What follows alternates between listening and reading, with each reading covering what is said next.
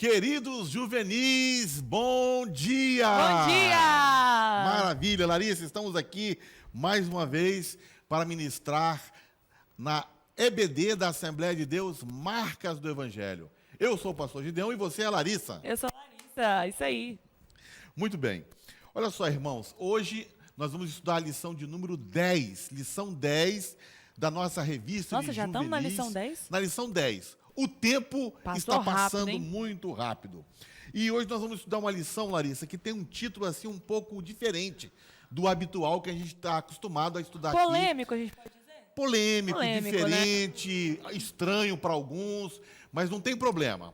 Nós vamos enveredar, nós vamos descobrir novos campos, novos territórios hoje, estudando sobre a igreja e a política. O que igreja e política tem a ver? Será que as duas coisas Será se que misturam? se mistura? Será que não? É o que nós vamos ver aí. Vamos ver na aula de hoje. Agora, eu achei assim, interessante que a nossa CPAD, que é a produtora da revista, tenha colocado esse tema, política, para os juvenis.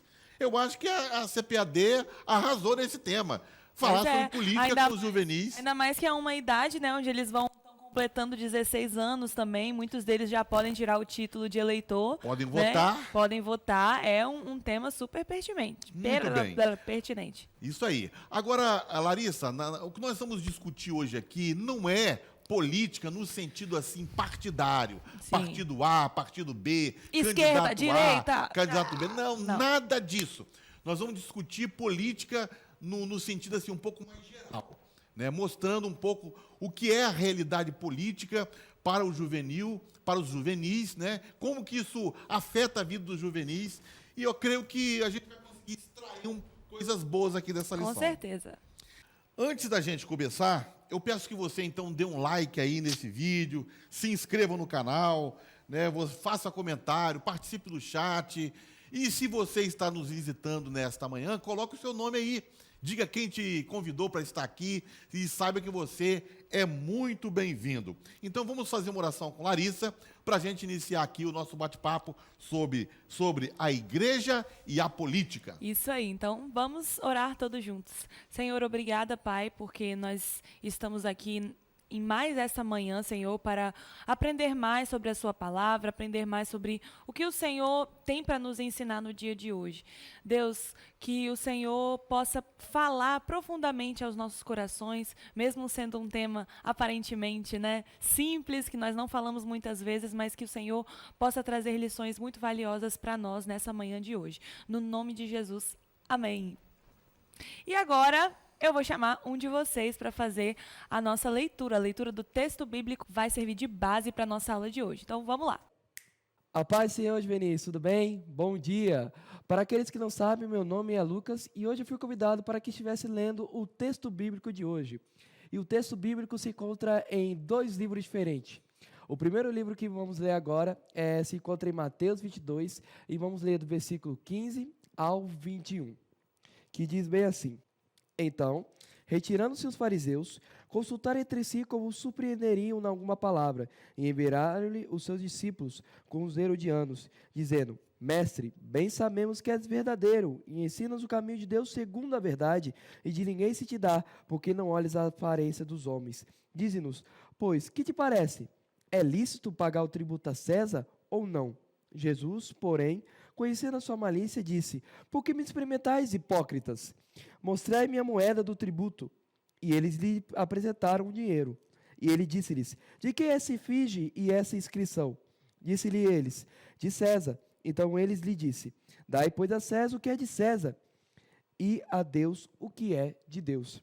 E vamos ler agora também 1 Timóteo 2, do versículo 1 ao 5, que diz bem assim: Admoesto-te, pois, antes de tudo, que se façam súplicas, orações, intercessões e ações de graças por todos os homens, pelos reis e por todos que estão em eminência, para que tenhamos uma vida quieta e sossegada, em toda piedade e honestidade. Porque isto é bom e agradável diante de Deus, nosso Salvador, que quer que todos os homens sejam salvos e venham ao conhecimento da verdade. Porque há um só Deus, e um só mediador entre Deus e os homens, Jesus Cristo, o homem. Bom? Foi essa a leitura, espero que tenha entendido a palavra e vamos voltar para a aula.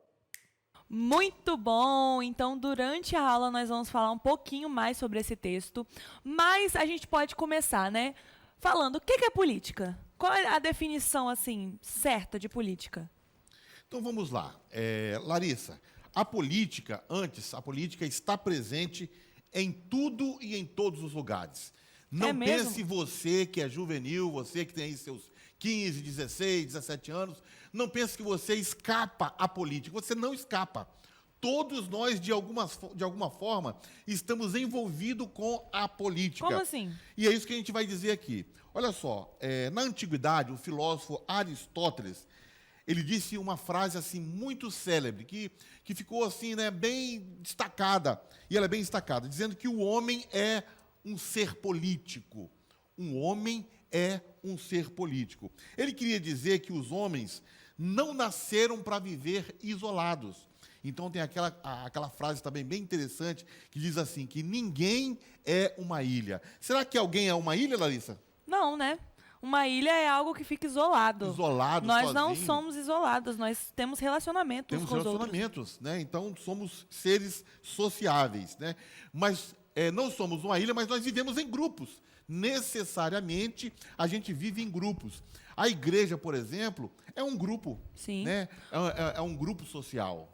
E a gente também, no nosso particular, a gente forma sempre grupos, né? Tem sempre grupos de amizade, tem sempre... Panelinha não. Panelinhas não, mas grupos de amizade, grupos de afinidades, não é isso? Certo, certo. Então, por exemplo, você gosta de uma coisa, aí você encontra outras garotas que gostam da mesma coisa. Vocês, naturalmente, vão se juntar. Sim. Os meninos também, né? Gostam de futebol, Flamengo, Vasco, Fluminense. Vão se juntar para conversar sobre diversos assuntos, né? Pois é, então vamos tocando aqui. E é da convivência, né? É da convivência com os outros que nasce a política. Quando nós começamos a conviver com pessoas e quando nós começamos a interagir com pessoas, então é nesse momento que nasce Começa o quê? as políticas, A né? política. Então, o termo política, ele vem do grego antigo, politeia. Então, aí, ó, um termo aí interessante. Parece um termo aí embaixo, grego. politeia. Politeia, que indicava tudo que era relativo à polis, que era a cidade. Eu acho que eles estão estudando, ou já estudaram sobre isso na escola, né? As Sim, polis. certamente. Na época dos gregos, né? Dos gregos antigos. Que eram as pequenas cidades. Isso aí. Então tinha a polis e tudo que se relacionava à polis, à cidade, era chamado de politeia, ou política, né? Daí vem o termo política. Então, a questão... EBD também é curiosidade histórica. É cultura. EBD é cultura. Se você assistir as aulas do EBD, você vai tirar um 10 lá no Enem, não vai não? É, com certeza. A questão de como se comportar num espaço público se tornou, né, na Grécia Antiga, cada vez mais importante. Então, eles se reuniam, os cidadãos, né, antigos da Grécia, eles se reuniam para debater determinados assuntos, eles se reuniam para tomar decisões, eles se reuniam para saber quem ia exercer poder sobre determinada coisa. Então, quando eles estavam fazendo isso, eles estavam fazendo o quê? Política. Política. É isso aí. Então, hoje podemos definir política como a arte ou ciência de governar. Né? Governar o Estado ou então governar a coletividade, a grupos, pessoas, etc. Né? Larissa, você me perguntou e agora também tenho uma questão para você. Aliás, uma questão importantíssima. Você já ouviu a frase assim, política é coisa do inimigo. Política não é coisa de Deus. Eu já ouvi. Tem ouviu? gente que fala assim, não. Não, nem fica procurando esses negócios de política, nem se envolve com esse negócio de política. Política é coisa do diabo. Não é coisa de Vamos Deus. viver nossa vida. Ó, mas antes de responder sobre essa frase, eu quero saber o que o pessoal aí pensa. E aí, política é coisa do diabo ou não é? Tô aqui. Ah, você vai saber agora! Você vai saber agora. Tô aqui com a Areta e tô aqui com o irmão Rômulo e eu tenho uma pergunta pra fazer pra eles. Política é coisa do diabo? Não, E aí, irmão Rômulo? Não. Por quê? é porque se o cristão não se posicionar politicamente, o diabo vai tomar conta. A gente precisa se posicionar para que o diabo não tome conta e não seja dele. E nós, sendo luz, a gente tem discernimento para poder influenciar a política. Entendeu? Vamos lá, então. A pergunta para os três. Política é coisa do diabo? Não. Não. Por que não? Porque na Bíblia mesmo fala que nós temos que respeitar, né? As autoridades estão acima de nós. Se fosse o diabo, nem na Bíblia estava. Exatamente Quase isso, é o todos que eu os livros penso. da Bíblia tem política. Os governadores, reis de todas as províncias. Nossa, que orgulho. Acima, né? Jesus foi morto por política, né? Então, é do diabo ou não é? Não é. Não, mas ele tá... Mas Jesus não foi morto? Sim, porque o diabo tá tentando destruir, não porque ela é do diabo, assim como nós. O diabo, às vezes, nos usa o ser humano. Eu não. Usa sim. Usa sim. Até Pedro, andando com Jesus, foi Ser usado humano, pelo carne e diabo. osso. Então, a política... Amém! Ótimas respostas, gente. Gente! Senhora! Senhora! Senhor, volta aqui, senhor.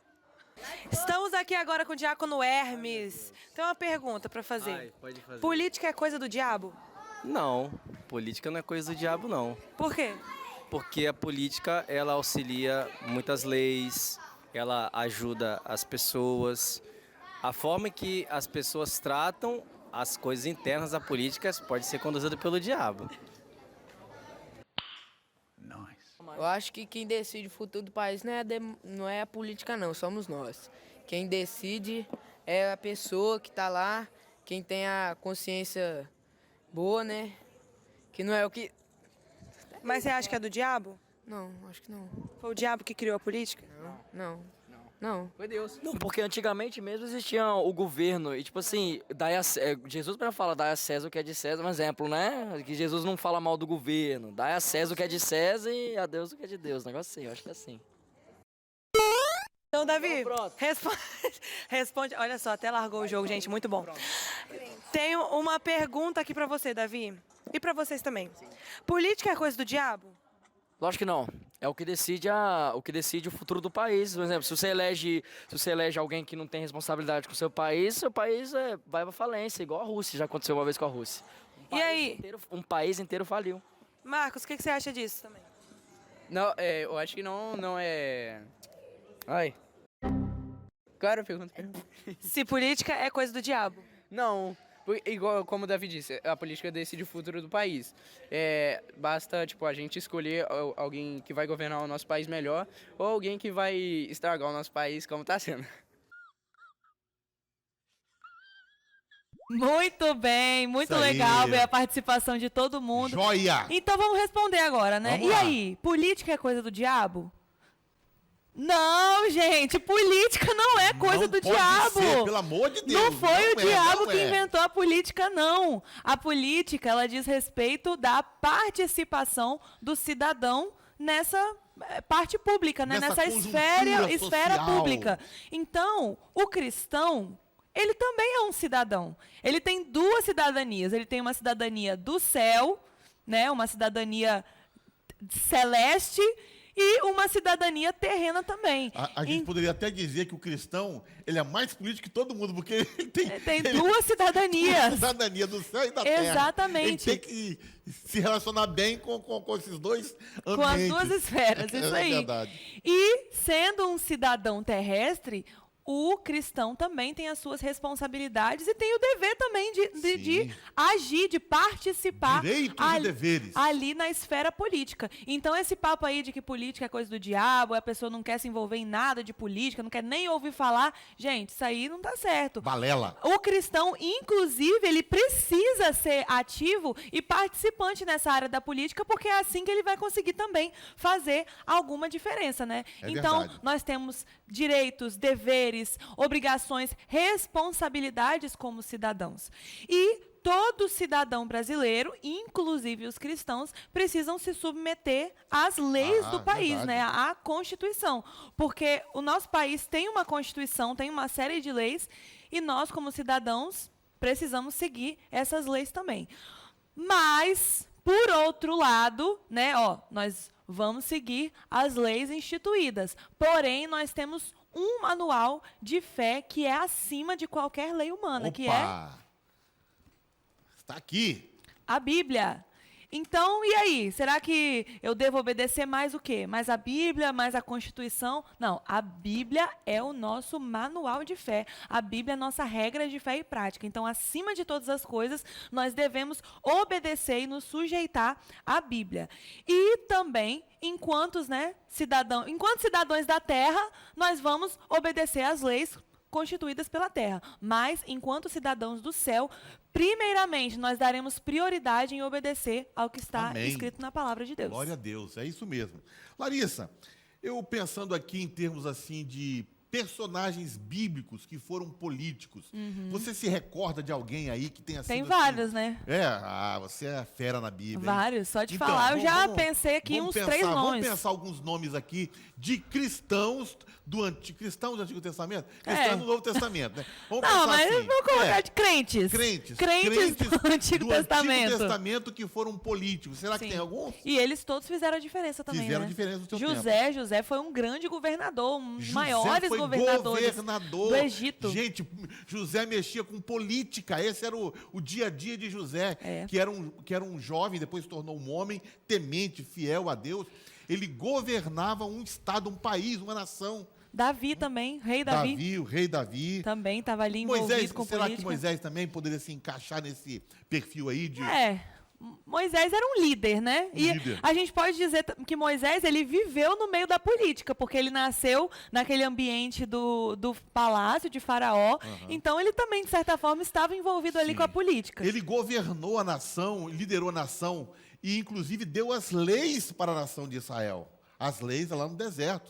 Então, quer dizer, Moisés foi também Ele foi um líder político, né? E foi um político. Foi um político. Outro político também que a gente poderia citar aqui é Daniel. Daniel, verdade. Daniel foi instruído, né, na Babilônia. Ele né? foi escolhido a dedo, né, para ser um político. Ali, entendeu? E ele governava sobre outras pessoas, Neemias, tantos outros, né?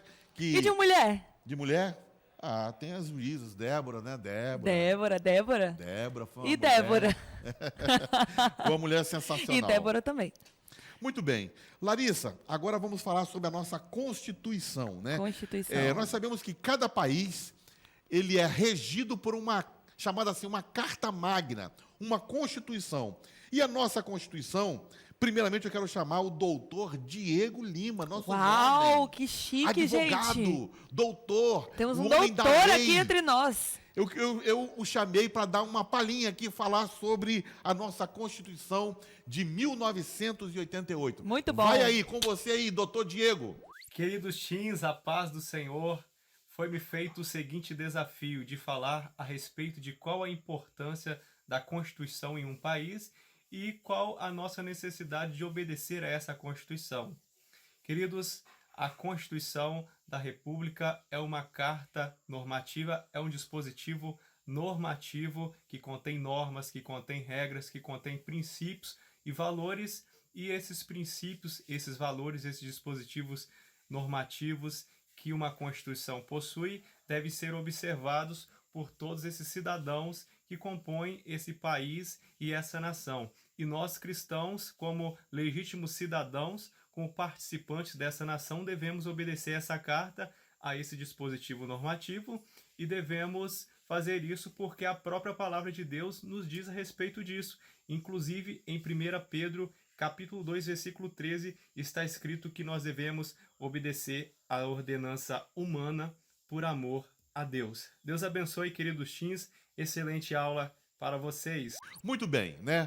Excelente aqui a participação do nosso Muito irmão bom. em Cristo, Diego, né? Que falou Precisamos muito bem de aí. mais pessoas assim, né? Precisamos. Cristãos Cristãos. envolvidos, né? Seja na área da política, seja na área do direito. É muito importante nós Muito termos legal. cristãos nessas funções tão importantes para a nossa sociedade.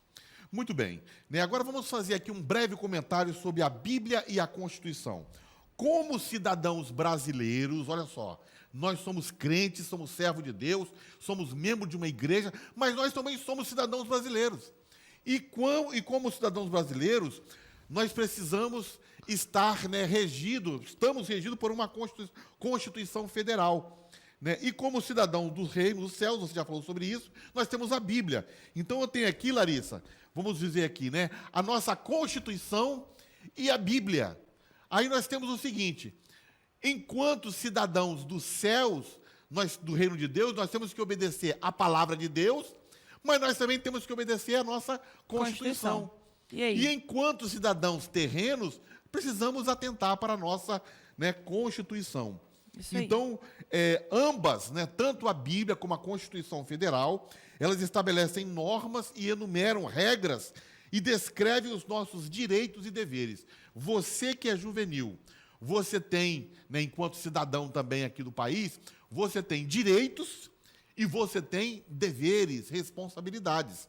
E é a nossa Constituição que descreve quais são os seus direitos, quais são os seus deveres. Então, a Constituição de um país é um conjunto de normas que regem o Estado, né, que rege o país. E elas enumeram e limitam os poderes e funções de uma entidade política. Isso aí. As constituições, a gente pode até perguntar, né, pensar, será então que a Bíblia é a nossa Constituição? A gente não pode dizer exatamente que a Bíblia é uma constituição. Por quê? As constituições, elas podem mudar com o decorrer do tempo, né? A Constituição nada mais é do que um conjunto de regras que uma sociedade vai estabelecer.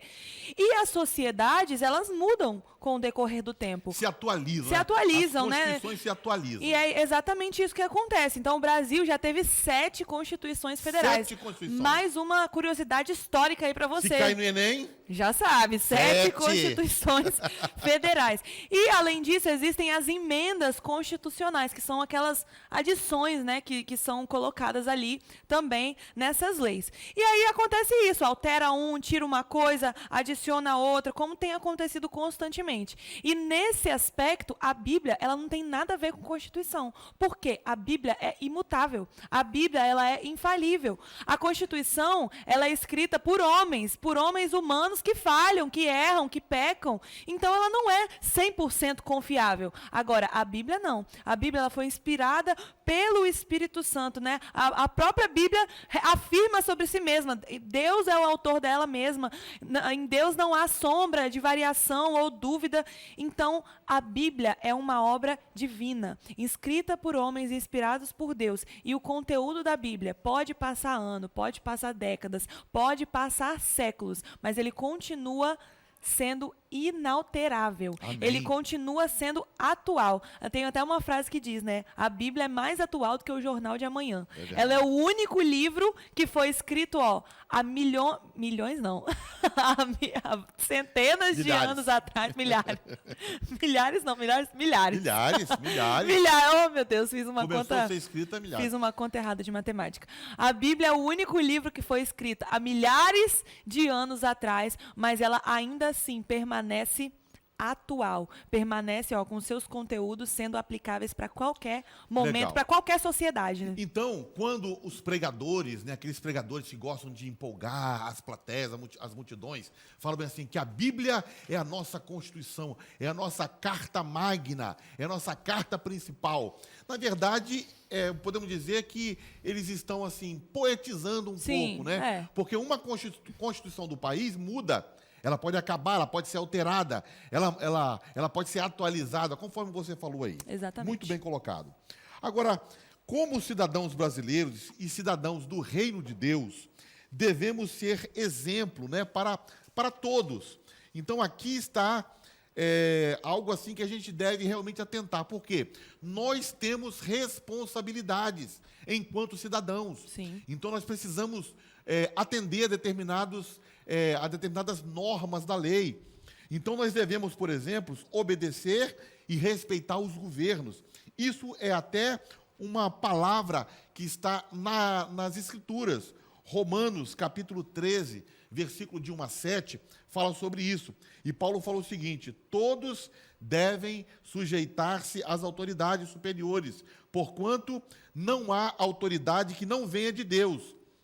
E as que existem foram ordenadas por ele. Olha que interessante. Não existe autoridade que não venha de Deus. É o que Paulo fala. Mesmo as autoridades que não seguem aquilo que Deus diz? Pois é. Inclusive, né, quando Paulo escreveu isso, você sabe quem estava governando o Império Romano? Sabe quem? Nero. Nero, o terrível Nero. E olha só o que Nero fazia. Eu não sei muito bem de Nero, mas se era terrível, então acho que era Olha mesmo. só, Nero, ele foi o responsável pela morte da mãe. Nero foi responsável pela morte da sua primeira esposa. Nero envenenou o seu meio-irmão. Nero foi responsabilizado, vamos pensar assim, né? A história diz que ele foi o responsável por ter colocado fogo em Roma. Nero, ele matou diversas pessoas, jogava pessoas nas arenas para serem mortas. Era um homem cruel. Então não era bonzinho, não, né? E ele morreu da seguinte forma, cometeu suicídio. Então Nero era um louco, um maluco. No entanto, Paulo fala, olha, devemos respeitar as autoridades, porque não há autoridade que não venha de Deus.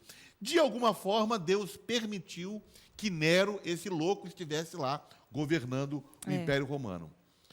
Então, as Escrituras continuam falando assim, olha, portanto, quem se recusa a se submeter à autoridade está se colocando contra Deus que o instituiu. Deus instituiu a autoridade.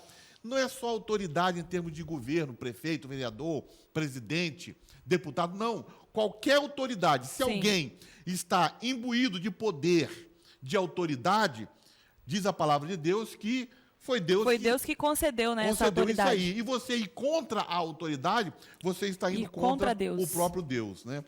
Então, é assim. E a Bíblia fala também que as autoridades, elas servem a Deus para o teu bem.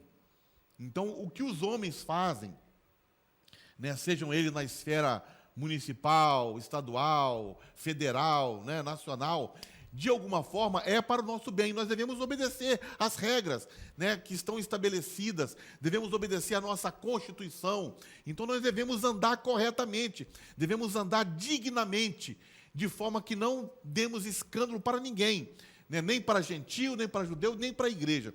Então, devemos, nesse aspecto aí, né, obedecer às autoridades e seguir, né, o padrão, sendo sujeitos às autoridades constituídas. Por último, aqui no verso 7, diz assim, dai a cada um o que é devido. As Escrituras falando, olha, dê a cada um o que é devido. A quem imposto, imposto. A quem tributo, tributo. Vamos pensar assim, a quem dinheiro, dinheiro. Então, se você deve dar dinheiro a alguém, que dê dinheiro. A quem imposto, imposto. A quem tributo, tributo. Né? A quem temor, temor. Né? E a quem honra, honra. Aqui está falando de autoridades. Então, assim, o cristão deve proceder neste mundo enquanto cidadão da terra. Isso. Outra coisa também que o cristão, como cidadão do céu e como cidadão terreno, ele tem o dever, a obrigação de fazer é a intercessão pelas autoridades. Sejam autoridades comuns ou autoridades, né, de presidente, de prefeito, de governador. O cristão precisa orar por essas autoridades para que elas tenham uma vida calma, uma vida pacífica, né? Então, às vezes a gente vê muita gente falando, eu não quero saber de política, eu não creio não nessas políticas, eu não vou orar por eles não, eu quero ver o circo pegar fogo, eu não tô nem aí, eles são tudo corruptos, eu não vou orar por esse povo. Gente, essa não é uma postura cristã. A postura cristã deve ser uma postura pacificadora, né? De orar, de interceder pelas autoridades. E nós devemos orar também para que os governantes conheçam a Cristo e se convertam. Essa é o principal, né? Olha, se um governante está lá, ele é corrupto, ore então para que ele se converta. Você não crê que ele pode se converter? Deus é o Deus do impossível. Agora, Larissa, deixa eu te perguntar. Se quem está exercendo uma autoridade, seja política ou não, igreja, em qualquer ambiente, se essa pessoa que exerce autoridade sobre mim, se eu não tenho uma simpatia por ela, mesmo assim devo orar por ela? Com certeza. Com certeza, é o nosso... Gente, cristão, não existe isso de, não, eu não tenho uma simpatia com ela, não vou orar. Não, nós devemos amar todas as pessoas. E como autoridades, nós precisamos também interceder por elas. A Bíblia fala também em Provérbios, né, que quando os justos governam, o povo se alegra. Agora, quando o ímpio domina, o povo sofre. Então, que nós, né, estando sofrendo, talvez com o governo, a nossa principal arma é a oração. É orar, interceder pelos nossos governantes. Isso aí. Agora vamos analisar, Larissa, Mateus 22, 15 a 21. O nosso texto do que dia. É o nosso texto do dia. Muito bem. Então, certa vez, perguntaram a Jesus se era correto pagar impostos. Os judeus, nessa época, eles estavam, né, sob domínio do Império Romano. Sabemos que na Palestina, nos tempos de Jesus, quem dominava era o Império Romano, que dominava grande parte do mundo. Então, os judeus nessa época estavam sob domínio do Império Romano e, pela lei da época, deveriam pagar imposto. Então, essa pergunta não deveria ter sido feita a Jesus. Era uma pergunta capciosa, né? Maldosa. Com segundas intenções. Mestre, nós temos que pagar imposto, mas é lógico que tem que pagar imposto. Era óbvio que tinha que pagar o imposto. Eles estavam sob um regime, um domínio de Roma, tinha que pagar imposto. Muito bem. O povo judeu, eles sonhavam com a libertação do domínio romano. Inclusive, muitos esperavam que o Messias, né, tivesse essa missão política. Quando o Messias vier, ele vai nos libertar do jugo romano. Um salvador político, e nós seremos uma nação livre e não precisaremos pagar mais impostos para essa turma aí romana. Então, isso era o que eles pensavam, né?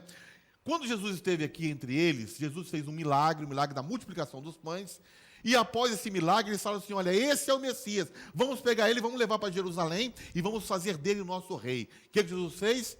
Saiu pela tangente, né? Se escondeu e arrumou uma forma de sair do meio daquele grupo, porque se eles levassem Jesus para Jerusalém, iam fazer uma revolução, ia ter luta armada. Não era isso que Jesus tinha vindo fazer. E talvez o Cristo até morresse nessa luta armada aí, de uma forma que não era aquela que Deus havia planejado. Pois é, e essa pergunta que eles fizeram foi a pergunta assim, mais astuta que eles podiam formular. Por quê? Se Jesus dissesse que sim, olha, sim, é lícito pagar imposto. O que seria como se ele estivesse dizendo o quê para os judeus? Eu apoio os romanos. Vocês vão ter que pagar imposto, né? Só que os romanos, eles oprimiam os judeus. Os romanos oprimiam o país. Então, eles iriam ver Jesus falando que sim, era lícito pagar imposto, e eu falar, não, esse homem é um traidor. Esse cara aí, ele não está do nosso lado, ele é um traidor do povo de Israel.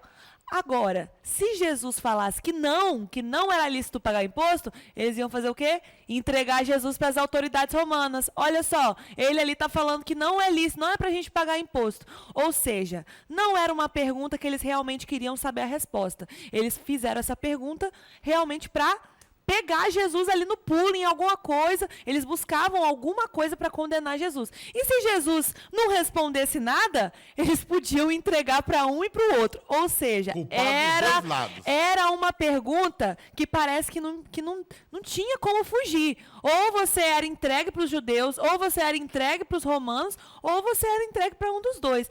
Mas Jesus era o mais sábio de todos. O que foi que ele respondeu? Bem, a sabedoria de Jesus, ela sobrepujava todas essas coisas, né? Então, Jesus respondeu o seguinte, olha, me dá uma moeda aí. E eles deram uma moeda a Jesus. E Jesus falou o seguinte, essa moeda, ela tem uma inscrição, ela tem uma figura aqui. De quem é essa figura? De quem é essa inscrição? E eles falaram, de César. É de César a moeda? É. Então, dá a César o que é de César. E a Deus o que é de Deus. Uau! Que resposta magnífica! Uau! Podia colocar aquele... Então é o seguinte, realmente, foi uma resposta muito sábia e deixou eles sem ter o que falar. Sem ter o que fazer. Né? A inscrição aqui é de César, então dá a César o que é de César e dá a Deus o que é de Deus. E é engraçado que Jesus, toda vez que fazia uma pergunta capciosa assim para ele não só respondia, ele sempre jogava uma outra pergunta, né? Para deixar assim, a própria pessoa responder e ver o nível da sua própria pergunta. Legal. Então, sob a teocracia judaica, né, não havia separação entre obrigações a Deus e o Estado. Vamos pensar assim, no Antigo Testamento, quando Israel era livre, não estava sob domínio de ninguém, então não havia separação entre as obrigações a Deus e as obrigações ao Estado. Era tudo junto, misturado. Mas Cristo mostra com essas palavras que agora deveria haver separação distinta entre, né, o Estado e a religião. Deveria haver essa separação. Então, nós podemos dizer, baseado nessa palavra de Cristo, que igreja e Estado não se misturam. não se misturam. E você deve atentar para os dois. Igreja deve servir a Deus, cumprir com as suas obrigações, estar sempre nos cultos, servindo a Deus, sendo orientado, né, pelos pastores. E em relação ao Estado, você deve também, né, ser responsável por tudo aquilo que são as normas, né, que dirigem, que regem uma nação. Então, devemos pagar imposto? Sim. Sim, devemos. Devemos obedecer às leis da nação? Sim. Como cidadãos do céu e cidadão da terra, devemos, digamos assim, né, ser obedientes nos dois? Sim, também. Sim, né? Então, devemos orar pelas autoridades e devemos, né, ser cristãos exemplares e cidadãos exemplares, cumpridores dos seus deveres. Uma coisa não exclui a outra. Não exclui né? a outra. Nós As temos duas a nossa coisas andam prioridade, mas uma coisa não exclui a outra. Muito bem. Isso então aí. agora vamos chamar aqui os nossos juvenis. Sim, pra vamos gente para um continuar esse bate-papo aqui bate-papo. agora. Vamos Isso lá. aí, vamos bater palma. Não, peraí, vamos bater palma junto para eles aparecerem.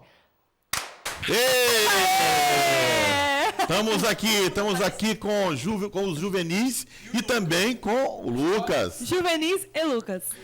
Vamos apresentar, né? Cada um se apresenta aí. Eu sou a Lívia. Eu sou o Luizinho.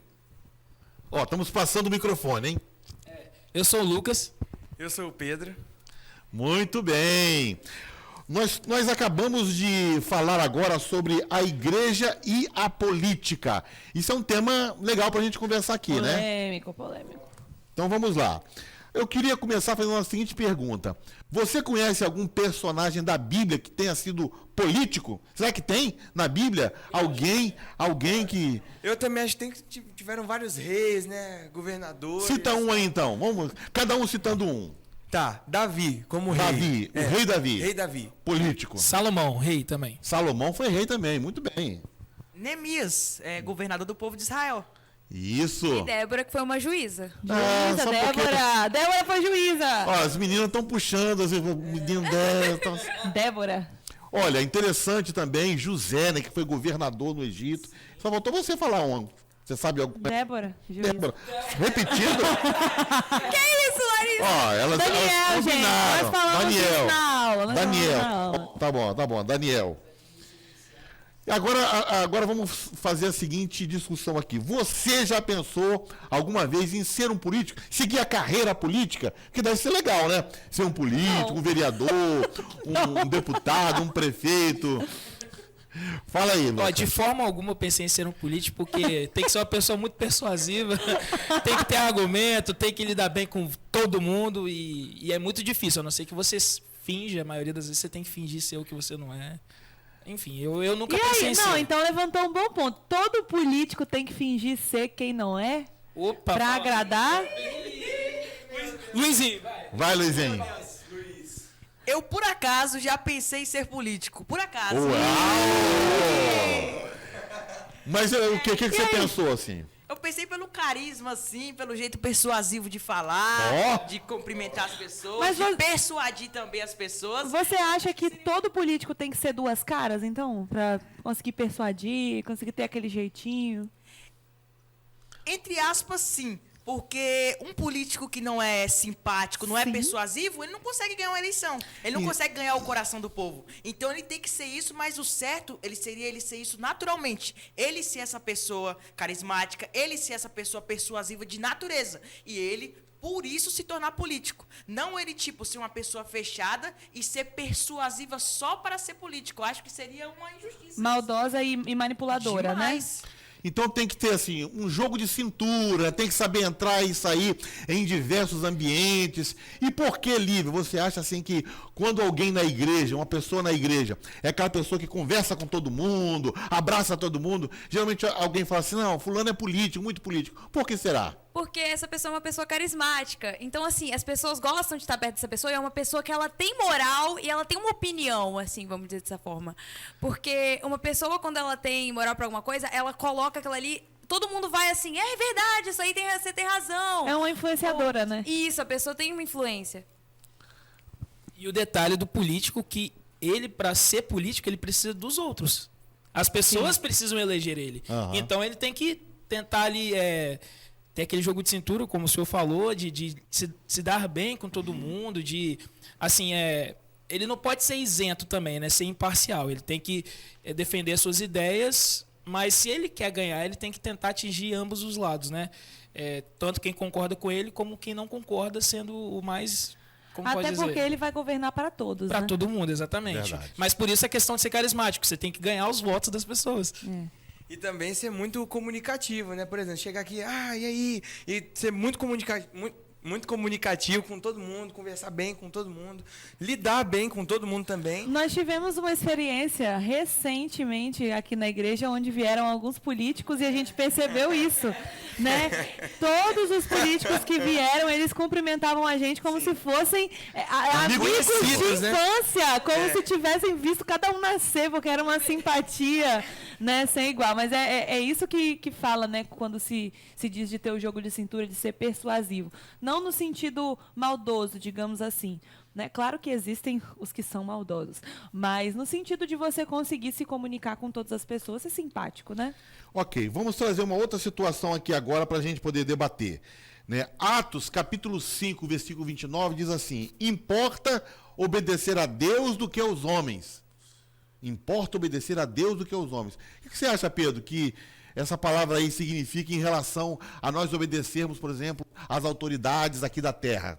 Então, é claro que nós devemos obedecer, né, às nossas autoridades, seja em igreja, seja no país, no estado, mas nós devemos obedecer primeiramente a Deus, a palavra de Deus, e sempre estar seguindo a Deus, sem, digamos assim, sem se importar com o homem.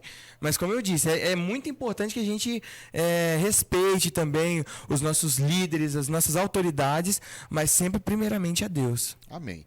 Agora, então vamos colocar uma situação agora, assim, objetiva. Hipotética, mas objetiva. Vamos supor que a igreja realize, né, um culto numa praça. Todo domingo a igreja está lá realizando um culto evangelístico numa praça. Aí o prefeito da cidade estabelece o seguinte: olha, a partir do próximo domingo é proibido fazer culto na praça. Então, dentro dessa palavra aí, que o Pedro acabou de dizer, que devemos obedecer a Deus do que aos homens, o que é a igreja? O que nós deveríamos fazer? Vamos supor que a gente fosse essa igreja. E o prefeito estabelecesse o seguinte: olha, proibido culto na praça. E aí, vamos fazer o culto ou não? Eu entendo que temos que obedecer a Deus, né? Temos que fazer a obra do Senhor, mas também temos que respeitar as leis dos homens, né? Infringir a lei dos homens, também estamos infringindo as leis de Deus, né? Fazer algo debaixo de desobediência, qualquer coisa que a gente faça na nossa vida, em todos os sentidos, desobedecer, eu acho que não traz muitas coisas boas pra gente, mesmo que seja para fazer a obra de Deus como um culto na praça. Ok. E aí, outras opiniões? Concordam, discordam? Ela está concordando com ele. Eu concordo também plenamente com o que ele está falando, por mais que seja uma obra de Deus, algo bom, não só para nós, também como para a sociedade, infringir uma regra, uma lei que não nos faça pecar contra Deus, eu acho que isso se tornaria desobediência. A não ser se essa lei fizesse nos pecar contra Deus. Aí a Bíblia pode dar uma margem pra gente poder não seguir ela, no caso. Mas se essa lei não infringe a nossa fé, não nos faz pecar contra Deus, eu acho super viável a gente obedecer, até para darmos um bom testemunho entre os políticos, entre as pessoas, entre a sociedade. Sim. Agora, se a lei fosse, por exemplo, assim, a partir de agora, você não pode, no seu lar, na sua casa, fazer orações a Deus. Você não pode ler a Bíblia mais. Aí já é diferente, né? Aí já é diferente. Ou então você não pode falar sobre a sua fé com outras pessoas. Né? Individualmente. Aí já seria uma lei que infringiria, né, o que diz a palavra de Deus. Então, nesse caso, a gente vai obedecer a Deus e não aos homens. Essa questão, ela também a gente poderia assim, né? Já que vocês concordaram, né, todos foram unânimes em dizer que a igreja não deveria, então, realizar, né, por um momento aquele culto, então a gente deveria intensificar as orações em favor das autoridades, em favor desse prefeito, né? De repente articular alguma coisa na Câmara dos Vereadores para mudar essa lei, conversar com o prefeito. Então existem caminhos que a igreja poderia fazer ao invés do enfrentamento, a desobediência, né? Esse tipo de coisa. Muito bem. Então vamos para mais uma questão aqui. Como que a igreja pode contribuir para o bem-estar social, né, da sociedade? A igreja pode fazer alguma coisa? Que a igreja prega o evangelho. A igreja pode contribuir para o bem-estar da sociedade? O que ela poderia fazer? A igreja já contribuiu e vem contribuindo ao longo do tempo com várias coisas, né? Até mesmo na criação de hospitais, escolas, orfanatos, entre várias outras coisas. Mas o bem-estar social, como exemplo assim, no sentido de a gente chegar... Não, é isso mesmo que você acabou de dizer. É isso que você acabou de dizer aí, hospitais, escolas, obras sociais. Obras sociais, por exemplo, assim, você levar sopa para as pessoas na rua, ou dar cesta básica para pessoas que necessitam. Várias outras coisas também dá para mencionar, assim. Até o evangelismo mesmo, né, de certa forma. Sim, traz às pessoas uma paz, traz a elas um alento, né, uma mensagem de esperança para alguém que está precisando. Quando nós, Luizinho, agora para você, quando nós oramos por pessoas, né, não crentes, quando nós oramos por libertação dessas pessoas, estamos também fazendo um trabalho, digamos assim, né, espiritual, mas ele também tem um impacto social? Com certeza. Se, por exemplo, a gente fazer uma obra social nas comunidades e acabar levando o evangelho e pregando a pessoas que se envolvem com criminalidade, se envolvem com tráfego e outros tipos de criminalidade, e a gente trazer essas pessoas para Jesus, automaticamente a gente vai estar contribuindo não só com a sociedade, mas também com o governo. Porque vamos tirar alguém que estava cometendo atrocidades, vamos tirar alguém de um lugar onde ela infringia a lei, para trazer ela para um âmbito de ser um cidadão honesto, um cidadão de bem, assim como a palavra de Deus. É político mesmo isso aí, né? Gente, ele é político. Inclusive, eu ia até manda o microfone dele. Eu ia até falar. Tô que ele tá participando desse debate aqui, desse bate-papo. Luizinho para prefeito, quem apoia? Eu voto. Vamos lá. Uma pergunta agora para os dois aqui. Você tem um determinado valor, né, em dinheiro, R$200, e você tem que pagar um imposto de R$200. Mas você quer fazer uma oferta também, missionária, né, para um missionário que está pregando o evangelho em outro país. E aí, o que você deve fazer? Paga o imposto ou você dá uma oferta missionária? Fica devendo o que vai ir aí? Não, eu pago o imposto. Paga o imposto? No caso, eu pago o imposto. Por que você paga o imposto? Porque, primeiro, que eu vou estar sendo um devedor, né? Se eu não pagar esse imposto, de que adiantou ofertar ao Senhor, mas também está devendo com as minhas obrigações, não está cumprindo. Assim, já falaram que eu poderia tentar fazer os R$200 virar 1.000, mas acho Você poderia perder os R$200 e fica devendo. Não, então, eu pagaria o imposto, né? Eu me sentiria assim, com a mente mais tranquila. E aí, se eu puder, não é que se sobrar eu dou pro Senhor, mas no caso tá faltando para eu cumprir com as minhas obrigações, então eu teria que pagar o meu imposto. E aí, Pedro, você paga o imposto ou você dá uma oferta? Eu acho que complicado, tá? Eu arrumaria uma forma de, não sei, vamos dizer assim, dividir, entendeu? Dar o imposto, mas também arrumar uma forma de ofertar, entendeu? Porque são duas coisas muito importantes, né? Como o Lucas falou. Mas ofertar ao Senhor também é algo muito importante. Então... essa questão nós até discutimos na aula, quando os fariseus e outros lá tentaram Jesus e disseram o seguinte: olha, é lícito pagar imposto? E Jesus pegou a moeda e falou: não, olha, tá aqui, de quem é essa figura aqui, essa inscrição? É de César, então dá a César o que é de César e a Deus o que é de Deus. Então, tipo assim, nós temos que fazer as duas coisas, na verdade. Nós não podemos deixar de pagar o imposto e não podemos deixar de servir a Deus também. Então, digamos assim, na medida, se você tiver que decidir entre uma coisa e outra, na verdade, essa pergunta era uma pegadinha para vocês. Porque, na verdade, a resposta, vamos pensar assim, as duas coisas que devemos fazer: servir a Deus e também dar a César o que é de César. Mas nessa situação hipotética, vamos supor que eu tenho R$200 e o meu imposto custa R$200, hein? Não, era pegadinha. Você se vira para responder. A pegadinha era essa aí. Falando no microfone. Mas assim, também tem uma questão de que a gente quer que a gente vive pela fé, a gente sabe disso. Então assim, por exemplo, vou pagar meu imposto, eu pagaria o imposto, em primeiro lugar. Mas a oferta é algo extra ali que você está fazendo para o Senhor, é algo do Senhor. Ok. Você que vive pela fé, você precisa crer que Deus vai abrir as portas, que você vai conseguir dar essa oferta de alguma forma. É verdade. Sim, a gente também tem que pensar isso. É verdade. Agora, Lívia, já que você está com o microfone aí na mão aí, assim, a lei do país, a lei eleitoral do país diz assim, que nós devemos, assim, os eleitores que são alfabetizados, São obrigados a votar quem tem entre 18 e 70 anos. Aí nós temos um cristão que é elegível, está ali. Ele tem entre 18 e 70 anos, ele é alfabetizado, ele é obrigado a votar. Aí ele fala assim, bem, eu não vou votar, porque eu não confio na política, os políticos são todos corruptos, e eu não vou votar. Você acha que está certo esse posicionamento? Eu acho que está completamente errado, e tem até uma passagem na Bíblia, em Juízes, que fala sobre isso. Assim, a gente precisa entender que, se Deus colocou aquilo ali para a gente eleger alguém, por mais que essa pessoa cometa erros, porque nós somos humanos e isso é normal, a pessoa, ela vai estar no controle, nós precisamos estar sujeitos a respeitá-la, de qualquer forma, de qualquer maneira. Porque essa pessoa, ela tem uma capacidade para liderar, ela tem uma capacidade para, talvez, transformar o país, vamos dizer dessa forma. Então, a gente deveria ser, sim, obrigado a votar, e a gente, como cristão, isso é uma ordem de Deus para a gente votar. Nós temos responsabilidade, né? Nós temos que ser exemplo. Sim, exatamente. A gente precisa votar certo. Isso aí. Saber em quem nós estamos votando, e se a pessoa ela acredita naquilo que nós acreditamos, e se ela tem se colocado naquilo que nós temos pregado também. A gente também não pode eleger alguém que está fora daquilo que a igreja acredita e daquilo que a igreja concorda. A última questão para a gente poder fechar aqui a nossa discussão, que o nosso tempo está esgotado. Como a política pode influenciar nossa vida pessoal e a vida da igreja? Será que a política influencia nossa vida pessoal e a igreja? Luizinho. Eu acho que influencia. Amém. Tá bom. Influencia?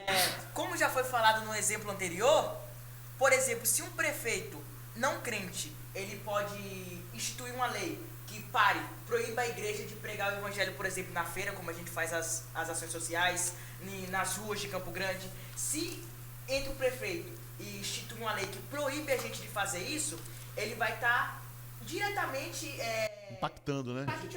Impactando o trabalho, nossa vida espiritual, Sim. impactando o evangelho a chegar em outras pessoas, a igreja, impactando tudo. E a própria sociedade, né? Que vai sofrer com a falta disso. Ok, Luizinho. Tadinho.